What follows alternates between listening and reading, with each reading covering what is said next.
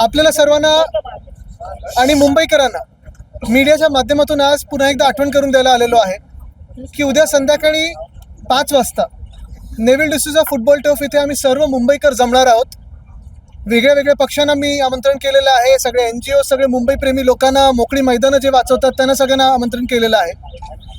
कारण आपण पाहतोय गेल्या 4 वर्षामध्ये मुंबईत जवळपास 17 ते 18 मोकळी मैदानं ही भाजपने ढापलेली आहेत.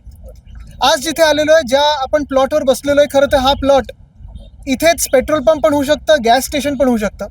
आणि समोर जे स्पोर्ट्स कॉम्प्लेक्सचं रिझर्वेशन आहे ते न बदलता स्पोर्ट्स कॉम्प्लेक्सच राहू शकतं.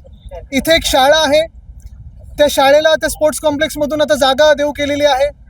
ठीक आहे, ते आम्ही समजू शकतो मोकळ्या मैदानासाठी केलं असेल, पण ते मोकळं मैदान शाळेचं आणि हे स्पोर्ट्स कॉम्प्लेक्स तसाच ठेवून इथे खरं तर पेट्रोल पंप, गॅस स्टेशन सगळं काही येऊ शकतं.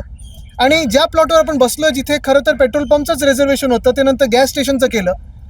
त्याचा ॲडव्हान्टेज हा आहे की हे हायवेला पण तुम्ही जोडू शकता. एखाद्या आतल्या गल्लीत मोठी जागा ढापून भाजपवाले पेट्रोल पंपच्या नावाखाली अजून काय काय करत आहेत आम्हाला माहीत नाही, कोणालाच माहिती नाही. पण एकंदर मुंबईत आपण पाहतोय की इथे मुलुंडमध्ये स्पोर्ट्स कॉम्प्लेक्सची जागा पेट्रोल पंप दाखवून पुढे ढापणार. पुढचे 10-12 प्लॉट्स असेच भाजपच्या वेगळ्या वेगळ्या संस्थांनी ढापलेले आहेत, भाजपच्या लोकांनी ढापलेले आहेत. काल परवाकडे तुम्हाला जिथे अंधेरीतनी नेलं तिथे छत्रपती शिवाजी महाराज स्पोर्ट्स कॉम्प्लेक्स हे आम्ही सत्तेत असताना 10 वर्षापूर्वी मुंबई महानगरपालिकेच्या तर्फे आम्ही बनवलं होतं. मोकळं मैदान आहे, खेळाचं मैदान आहे, क्रिकेटचं मैदान आहे, सायकलिंग ट्रॅक आहे, वॉकिंग ट्रॅक आहे, सगळं काही आहे. पण हे सगळं होत असताना ते देखील त्यांना एका भाजपच्या आमदारच्या घशात घालायचं आहे. एकंदर आपण पाहिलं तर BSTचे 22 आगार हे वेगळेच, मुलुंडचा हा प्लॉट, समोरचा मुलुंडचा प्लॉट, हे 2 प्लॉट्स भाजपला घशात घालायचे स्वतःच्या. नेव्हिल डिसूजा फुटबॉल टर्फ घ्यायचा आहे, अंधेरीतलं 1 प्लॉट, जुहूमधले 2 प्लॉट आणि सगळीकडचे हे मोकळी मैदानं घेऊन भाजपच्या संस्थांच्या हातात घेऊन इथे स्वतःचे बिल्डर आणि कॉन्ट्रॅक्टर आणण्याचा जो डाव आहे त्याच्या विरोधात मुंबई म्हणून आम्ही हा लढा सुरू केलेला आहे. उद्याचं जे आंदोलन आहे सगळ्याच मुंबईकरांना मी विनंती करते, आपण सर्वांनी या. कारण इथे कुठच्याच राजकीय एका पक्षाचा हा विषय नाही आहे. आज तुम्ही कुठच्याही राजकीय विचारधारेचे असाल, कोणालाही मतदान करत असाल, भले भाजपला पण मतदान करत असाल, तुम्ही हा विचार केला पाहिजे की भाजपच्या ह्या ठराविक बिल्डर आणि कॉन्ट्रॅक्टरांनी या जमिनी ढापल्यानंतर मुंबईत मोकळा श्वास घ्यायला जागा राहणार आहे का? भाजप एवढी जेन्झी विरोधी आहे की ह्या जेन्झीनी पण विचार केला पाहिजे की मुंबईचं मैदानच निघून गेली, मुंबईतली मैदानच सगळी गायब केली भाजपने, तर मैदानी खेळ हे होणार कुठे? हा विचार घेऊन आम्ही हा लढा सुरू केलेला आहे. पहिला टप्पा उद्याचा नेव्हिल डिसूजाला आहे आणि पुढचा टप्पा हा लवकरच आपल्याला कळेल.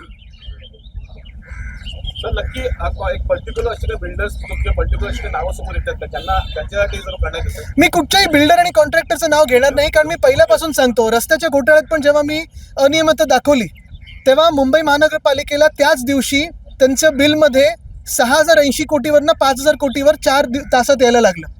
माझं भांडण हे कुठच्याही बिल्डर कॉन्ट्रॅक्टरबरोबर नाही आहे. माझा वैचारिक वाद हा या प्रक्रियेशी आहे आणि ही जी सिस्टीम भाजपा चालवायला निघालेली आहे त्याच्याशी आहे. जे 2 भूखंड आहेत याचा प्रस्ताव पारित झालेला आहे का? प्रस्तावाची आता सद्यस्थिती काय आहे? आपल्याला माहिती आहे सर्वांना की इम्प्रूव्हमेंट कमिटीमध्ये इम्प्रूव्हमेंट आहे की वाट लावण्याची कमिटी आता बनवलेली आहे भाजपने, हा प्रश्न विचारणं गरजेचं आहे. कारण परवाकडे जे काही सगळं झालं, काल कोर्टाने देखील ताशाने मारलेले आहेत. आमचं मुंबई फुटबॉल असोसिएशनची जी केस आहे त्याच्यात कोर्टाने तर स्टेटस को आता आदेश दिलेले आहेत. आणि हे सगळं होत असताना माझ्या कानावर जे आलं ते मुख्यमंत्री कार्यालयातून असे आदेश गेलेले आहेत की भूखंडाचा श्रीखंड खायला 15 दिवसात तुम्ही या जागा सगळ्या यांच्या खिशात टाका. म्हणजे मुख्यमंत्री या सगळ्या मागे आहेत का किंवा मुख्यमंत्री स्वतः मुख्यमंत्री ह्याच्यात लक्ष घालत आहेत असं आम्हाला कळलेलं आहे. कारण नाहीतर एवढी हिंमत कोणाची होणार की एवढे मोठे भूखंड मुंबईतले, जिथे मुंबईतल्या सगळ्या संस्था असतील, रेसिडेंट वेलफेअर असोसिएशन असतील, ALMs असतील, NGOs असतील, राजकीय पक्ष असतील, नागरिक असतील, हे सगळे जेव्हा एकत्र येतात तरी दबाव कोणाचा आहे? अधिकाऱ्यांवर दबाव कोणाचा आहे? एक करू. भाजपा जेनजी विरुद्ध आहे, पण उद्या नागपुरामध्ये जेनजी विरुद्ध संवाद साधणार मुख्यमंत्री. मला वाटतं संवाद साधत असताना मुख्यमंत्र्यांनी हे पण सांगावं की भाजपानी किंवा भाजपामधल्या कोणी दिल्लीमध्ये जे लाठीचार्ज चालवलं, ज्याच्यात खेळे होते, टिअर गॅस होता, पेलेट गनचं फायरिंग, काल राहुल गांधींनी तुम्हाला माहिती आहे FIR फाईल करून घेतलेली आहे, ह्याचे आदेश कोणी दिले? बिहारमध्ये AK-47 वापरायचे आदेश कोणी दिले? हे पण जनतेला त्यांनी सांगावं. आदित्यची हे जे दोन मुलुंडचे आपण भूखंड म्हणताय त्याचं क्षेत्रफळ किती आहे दोन्ही भूखंडात? मला वाटतं क्षेत्रफळपेक्षा मुख्यमंत्र्याच्यात कुठचं फळ बघतायत हे महत्वाचं आहे. आणि मुंबईची 1 इंच पण जमीन जर सामान्य नागरिकाला मुंबईकराला फुकटात मिळत नसेल तर मग ह्यांच्या मित्राला का मिळावी? सर, एक महत्त्वाचा मुद्दा समोर येतोय पोषण आहाराचा. त्याच्यावर मोठा भ्रष्टाचार झालेला आहे. जी 24 तास ही समोर आलेली घटना आहे. प्रत्येक ठिकाणी होतोय सर पोषण आहार. मला वाटतं आपण अनेक विषय आता सामोरी येताना पाहत आहोत.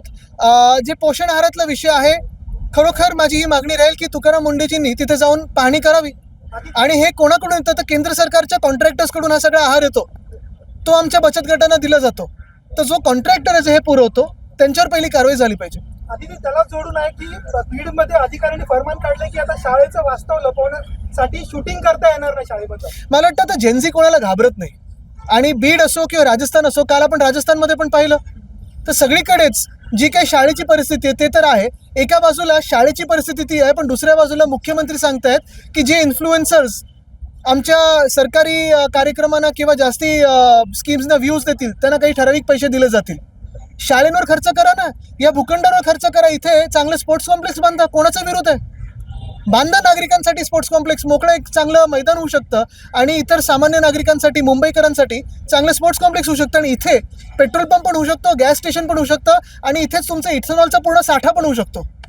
आज राहुल गांधी उपजिल्हाधिकाऱ्यांचं एक पत्र आहे ज्यामध्ये जे स्पोर्ट्स कॉम्प्लेक्स साठी जी जागा आहे थेट रिलायन्स ला देण्यात यावं अशा प्रकारचं त्याच्यात नाव मेन्शन करून करण्यात आलेलं आहे. निविदा न काढता थेट नावं. तसं इथे पण MGLचं नाव दिलेलं आहे, तसं तिथे पण अंधेरीमध्ये एकाचं नाव दिलेलं आहे. आणि मी त्या दिवशी अंधेरीत पण सांगितलं, ज्या संस्थेने मागितलंय ती संस्था तर मागत राहणार ना.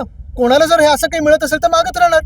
पण मुद्दा हा आहे की तुम्ही तिथे स्पोर्ट्स कॉम्प्लेक्स आणि इथे पेट्रोल पंप ज्यांना कोणाला द्यायचं असेल, कुठच्याही कंपनीला द्यायचं असेल त्यांना द्या. पण इथे जागा पेट्रोल पंपची, तिथे जागा स्पोर्ट्स कॉम्प्लेक्सची. तसंच तसं झालं पाहिजे. एक करू. मराठा आरक्षण जणांच्या वाटे पुन्हा मुंबईमध्ये गाठणार आहेत, पुन्हा आक्रमक झाले. अजूनही न्याय नाही. न्याय कोणाला मिळतो या देशामध्ये आता तरी? आदित्यजी, आपले नगरसेवक विशाखा राऊत यांचं नगरसेवक पद रद्द झालेलं आहे, काय बोलत? मला वाटतं चोराच्या हातात निर्णय दिला UD मंत्र्याच्या हातात तर काय होतं हे आपल्याला दिसतं. खरं तर कुठच्या मंत्र्यांना किंवा कुठच्या खात्याला अशी प्रक्रिया चालवायचं आपण त्यांना हे दिले पाहिजेत का अधिकार? जिथे राजकीय हस्तक्षेप होतो, तुम्हाला माहिती आहे, राजकीय हेतूने असे निर्णय दिले जाऊ शकतात. तिथे जर हा निर्णय नगरविकास खात्याने दिला असेल आणि नगरविकास मंत्र्यांचा त्याच्यावर हस्तक्षेप असेल तर मग न्याय कुठे मागायचा? राहुल गांधी आज पुण्यात आहेत, मात्र काँग्रेसच्या कार्यकर्त्यांवरती मोठ्या प्रमाणात गुन्हे दाखल केले जातात आणि सुडापोटी कुठेतरी गुन्हे दाखल करतात असं काँग्रेस कार्यकर्त्यांना नेत्यांचा. तुम्हाला सांगू का, हे जे काही चाललेलं आहे, काल पण मी पाहिलं, बातमी आली होती की ABVPचे काही गुंड त्या हॉस्टेलमध्ये घुसले होते. परवाकडून मला फोन आले की जे काही कॉलेजेस आहेत दक्षिण मुंबई, तिथे देखील ABVPचे काही गुंड बाहेर उभे होते आणि धमकवत होते मुलांना आणि मुलींना की तुम्ही आमचे फॉर्म भरा. पण हेच ABVPचे लोक जेव्हा तरुण मुलं मुली लाठीचार्जला फेस करत होते, हेच तरुण मुलं मुली जेव्हा दिल्लीत आंदोलन करत होते, तेव्हा ABVP कुठे होती? या कार्यक्रमाला प्रत्युत्तर म्हणून भाजपकडनं वंदे मातरमचं कार्यक्रमाचं समोरच आयोजन केलं. मला वाटतं एक महत्वाचं आहे, वंदे मातरम आणि भाजपचा संबंध काय आणि किती लोक भाजपचे किंवा त्यांच्या आधीच्या संघटनेतली वंदे मातरम बोलून फासावर गेले देशाच्या स्वातंत्र्य लढ्यासाठी, हे भाजपने आम्हाला सांगावं. व्हिडिओ आवडला असेल तर लाईक करा, शेअर करा आणि आमच्या चॅनलला सबस्क्राईब करा. बेल आयकॉन दाबायला विसरू नका.